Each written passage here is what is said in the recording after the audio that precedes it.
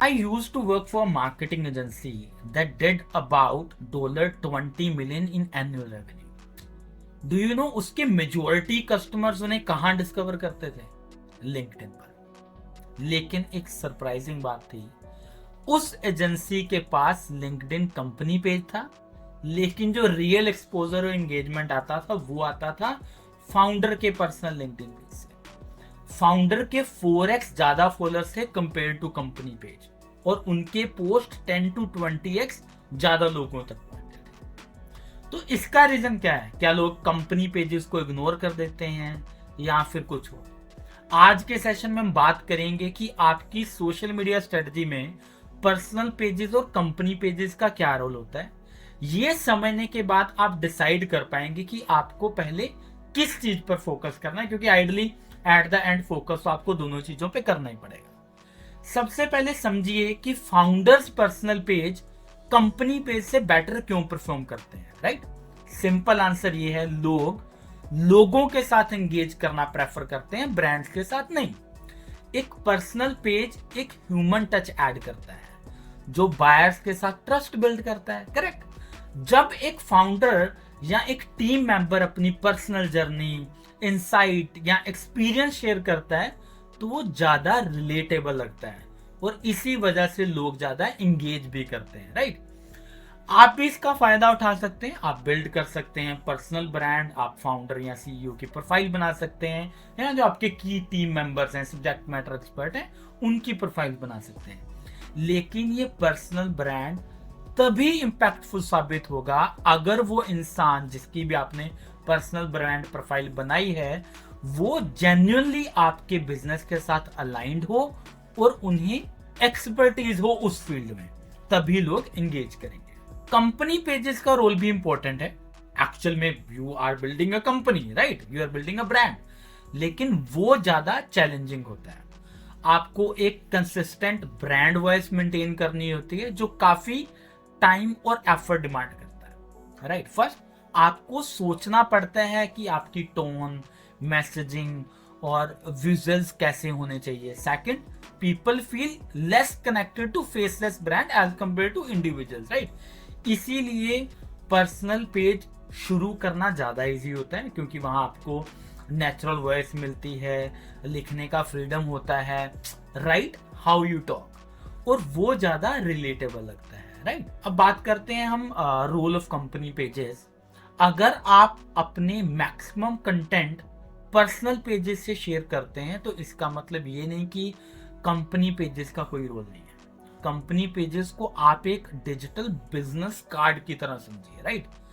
Custom branding, ensure करें कि आपका कंपनी पेज प्रोफेशनल दिखे, इस पर आपका लोगो हो, बैनर हो, बायो प्रॉपरली सेटअप हो, बायर्स को इजीली आपकी वेबसाइट तक पहुंचने का ऑप्शन हो, वेबसाइट का लिंक वहां पर डला हो। वीकली एक पोस्ट जरूर करें, चाहे वो कोई अपडेट हो, इंटरेस्टिंग इंसाइट हो या अचीवमेंट हो, कंसिस्टेंट पोस्टिंग आपको रखनी है। कंपनी पेज का काम है विजिटर को एक फॉर्मल इंट्रोडक्शन देना जो उन्हें आपकी वेबसाइट या सर्विस एक्सप्लोर करने के लिए इंस्पायर करें। अब आप एक बैलेंस्ड अप्रोच बना सकते हैं कंपनी और पर्सनल प्रोफाइल के बीच में, राइट? अब यही सवाल है ना कि आप अपनी सोशल मीडिया स्ट्रेटजी में इन दोनों को कैसे बैलेंस करेंगे, राइट? फर्स्ट है start with personal page, second है gradually build your company page. जब आप फर्स्ट बात करेंगे, अगर आप अपनी प्रेजेंस बिल्ड कर रहे हैं तो पर्सनल पेज बनाइए, उस पर फोकस कीजिए। पर्सनल पोस्ट ज्यादा ऑर्गेनिक रीच और एंगेजमेंट जनरेट करेगा, आप डायरेक्टली अपनी ऑडियंस के साथ में इंटरेक्ट करेंगे। सेकेंडली, अब जब आपका पर्सनल ब्रांड थोड़ा स्टैब्लिश हो जाता है, आपको पता लग जाएगा कि ऑडियंस का क्या प्रेफरेंस है। आप उसको अपनी कंपनी पेज में, कंपनी एक्सपीरियंस में इंक्लूड कर सकते हैं और कंपनी पेज को फिर एक एज डिजिटल कार्ड यूज कर सकते हैं, राइट? आपको कुछ स्टेप्स हैं जो आप फॉलो कर सकते हैं आइडली स्टार्ट करने के लिए। 3 इजी स्टेप्स में बात करूंगा। पहला है, आप आइडेंटिफाई कर लीजिए राइट पर्सन को पर्सनल ब्रांड बनाने के लिए, राइट? हर एक का आप पर्सनल ब्रांड नहीं बना पाओगे। अपनी टीम में से उन मेंबर्स को आइडेंटिफाई करें जो पर्सनल ब्रांड के लिए फिट हैं, जिनके पास एक्सपीरियंस है, टिपिकली फाउंडर, सीईओ या सब्जेक्ट मैटर एक्सपर्ट होने चाहिए। इंश्योर करें कि वो कमिटमेंट हो और रेगुलर कंटेंट शेयर करें उसी डायरेक्शन में, राइट। सेकंड स्टेप होगा choose the right content medium. अगर वो राइटिंग में बेटर हैं तो उनसे लिंक्डइन पोस्ट लिखवाइए। अगर वो कैमरा के सामने आ सकते हैं तो उनसे शॉर्ट वीडियोस या इंटरव्यूज करवाइए, because video short video format is very popular on LinkedIn kind of platform धीरे धीरे, राइट। कंटेंट का मीडियम उनके स्ट्रेंथ के अकॉर्डिंग चूज करें ताकि वो लॉन्ग टर्म में इस प्रोसेस में आपका साथ दे सके, राइट। ये नहीं है कि फोर्सफुली 2 3 4 कंटेंट में डालिए and then they will be stop doing that. और थर्ड स्टेप है मेंटेन कंसिस्टेंसी। पर्सनल और कंपनी पे दोनों पर रेगुलर पोस्ट शेड्यूल करें। वीकली या बाई वीकली पोस्ट शेयर करें, स्टार्ट करें उन्हें ट्रैक करना, क्या प्लेटफॉर्म पर चल रहा है क्या नहीं कर रहा है, उसे कंप्लीटली इन डेप्थ में लेके चलें। कुछ एग्जांपल्स भी शेयर कर देता हूं आपके पास में, कंटेंट कैसा होना चाहिए for both pages. Personal page के लिए आप स्टोरी टेलिंग पोस्ट हो गई या थॉट लीडरशिप कंटेंट हो गया।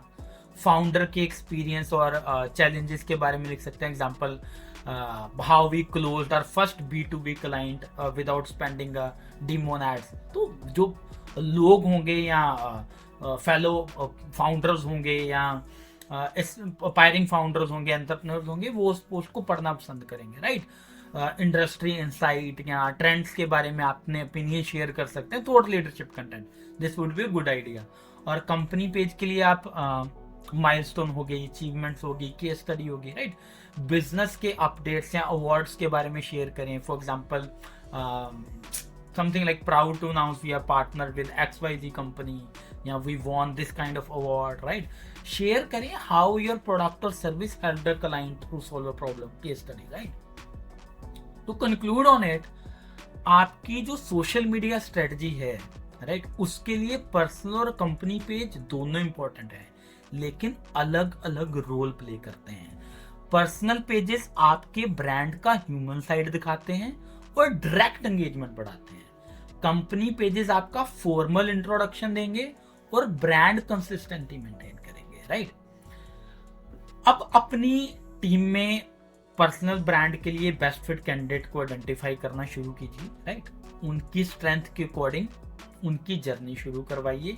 ये पहला स्टेप है एक बैलेंस्ड और impactful social media presence build करने के लिए।